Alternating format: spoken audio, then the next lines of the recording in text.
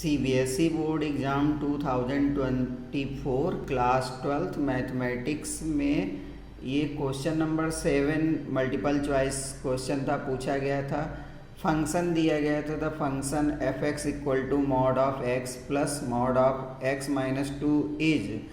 Option A था continuous but not differentiable at x equal to 0 and x equal to 2। B में दिया था differentiable but not continuous at x equal to 0 and x equal to 2। C में था continuous है but not differentiable at x equal to 0 only. और d option था neither continuous and not differentiable at x equal to 0 and x equal to 2। तो चलिए बात करते हैं।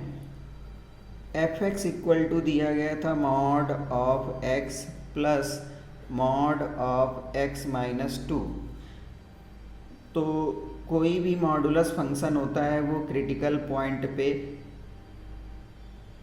क्या होता है, वो डिफरेंशिएबल नहीं होता है। और modulus function every real number के लिए कंटिन्यूअस होता है। तो एफ एक्स इक्वल टू जो मॉड एक्स है उसको हम एक्स माइनस 0 लिख सकते हैं और ये x माइनस 2 लिखा हुआ है। तो x माइनस 0 से इक्वल टू 0 किया तो x इक्वल टू हमें 0 मिला, और x माइनस 2 इक्वल टू 0 किया तो x इक्वल टू 2 मिला।